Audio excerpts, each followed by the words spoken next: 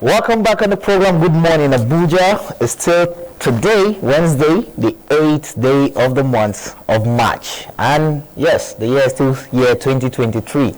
And I dare say a lot has happened already this year.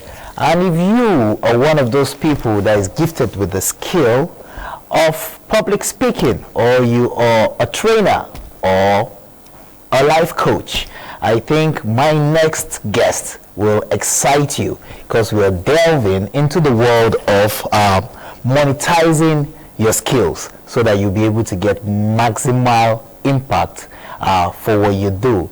We have in the studio the one we call A.A Adeiza, or better known as Abdulkarim Adeiza. You're welcome on the program, Abdulkarim. Thank you.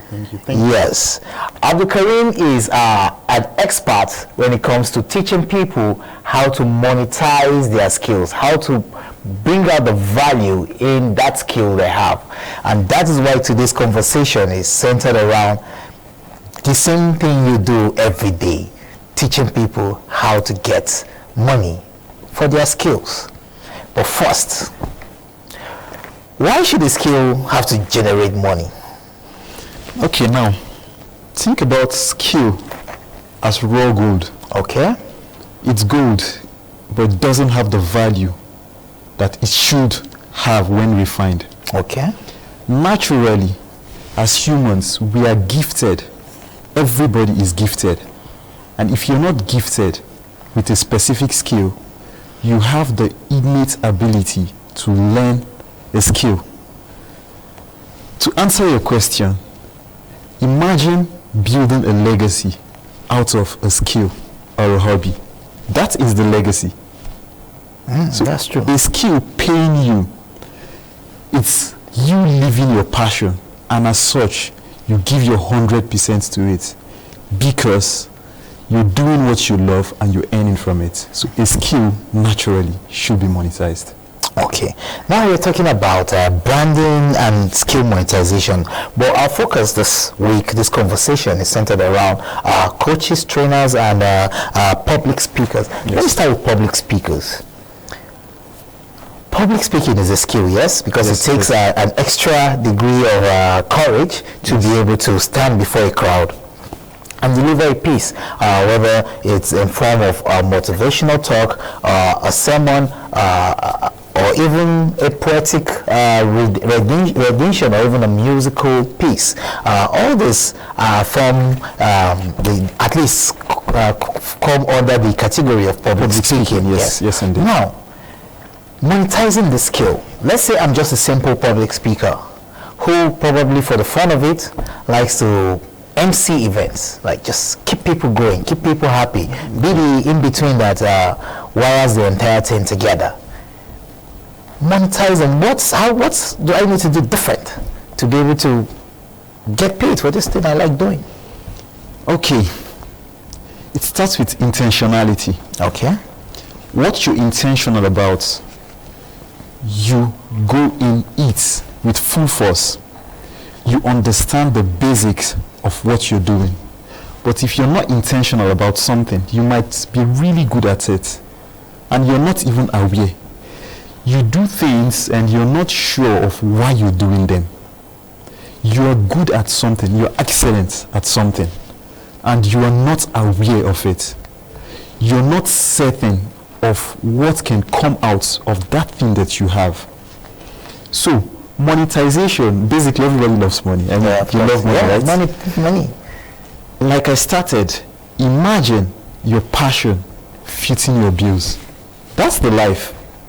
So monetization is about you getting value for the value you're putting into the world. It's only fair.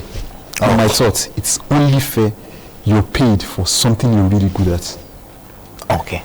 Now, but when we talk about monetization, won't the fact that we're chasing money, won't the chasing of money now override that passion that got you into that thing in the first place? Like, if I like speaking, if I like public speaking, I just pick on a topic and I want to motivate people, be like a life coach, inspire people.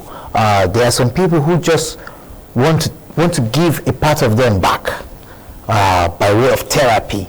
that somebody needs to hear this. So let me say it. You understand? Let me inspire someone today with the words. And all of a sudden you realize that, okay, I can make money from this. Once the fact that you're chasing money override the original intent. Okay. Now you go to work, and on a daily basis, you keep going to the same work. Let's say you're a health worker, a nurse, if I may say. The work doesn't pay you much because you have a lot of bills to settle. However, you keep going to work and taking care of those kids. Imagine that work stops paying you. You get an alternative job that would pay you probably less or more. Would you go for that job? Note that the job that you're doing have stopped paying you. Yes. So you have no source of income right now. Would you still keep going for that job that for the sake that you're taking care of children, or you get what pays you so you can take care of your family? Of course, you're taking care of yourself and your family is paramount, is the first thing you should look out for. But are you doing what you love doing? That is the point. If you're doing what you love doing and it's paying you, you only improve on doing it because it's a blessing, a multiple fold of blessing. It's not just what you're doing and you love doing. It's paying you. It's keeping you afloat. It's paying the bills. And that's why, to answer your question, a lot of people go into something and they hit a climax like a glass ceiling thinking, I'm at the peak. There's no peak. There's room for self-development. There's always something to learn. And in the master plan of skill monetization, self-continuous development is a key aspect of it. You have to keep growing. The moment you think you're done growing, you are pinning yourself to the wall. It's part of it. Naturally, you have to keep growing. Okay. Yes. How amazing. It seems like there's a lot to skill monetization than just the simple conversation that we're having here. However, let's take it from another perspective now. Okay. Say, you have the skill, especially now that our conversation is basically about public speakers, life coaches, and we said trainers as well. Yes. Now, let's look at trainers. Say, a trainer now. Okay. What about if he is good at it, okay, but it's actually not what he enjoys doing? You know, there are people who are good at something, but it's not what they actually enjoy doing. I've seen people who are good at making shoes, but actually enjoy watering flowers. Yes, that happens too. You understand? That happens. You see somebody who is good at being a doctor, but his passion is to play football. That happens too. So if what that trainer is doing, he is very good at it, but he is not enjoying it. Okay. Now, should he quit it and go for what he's enjoying? And how are we sure that what he enjoys doing is going to pay him what this is paying him, or even more than this is paying him? All right. There's no bad job. There's no bad career path. Everything can pay you as much as you want. It depends on how intentional you are about it. Let's say you're a trainer and you enjoy watering flowers. What makes you enjoy doing that specifically? Why are you good at it? To define a skill is something you're exceptionally good at. Good at, yes. So if you're good at watering flower and you feel and know you're really good at it, ask yourself, why am I good at this?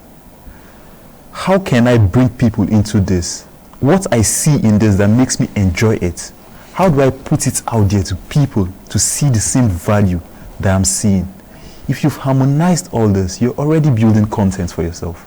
And content is what sells. Because in the field of coaching, training, facilitation, public speaking, what sells is service and content.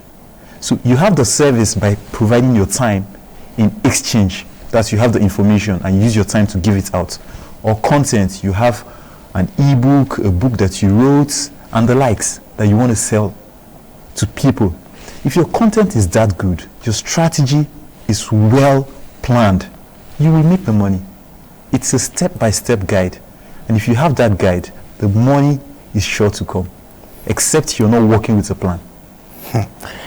Well, you heard that from Abdul Karim himself. Like we said, he is an expert when it comes to teaching people how to monetize their skill. And if you're one of those that have a multiple skill set, that means you stand a chance of getting much money. Yes. You can catch Abdul Karim any day, anytime, and I'm sure he will be willing to help you develop that pattern that will ensure that you get paid for that thing you love doing. Yes, it's been a wonderful time with you on the program this morning. We thank you for coming. Thank you very much. Yes, so we'll take a short break, but I want you to take this with you as you go on the short break. You can make money from that thing you love doing. That much we've learned from Abdul Karim. Yes. So stay with us. Good Morning Abuja returns in a moment.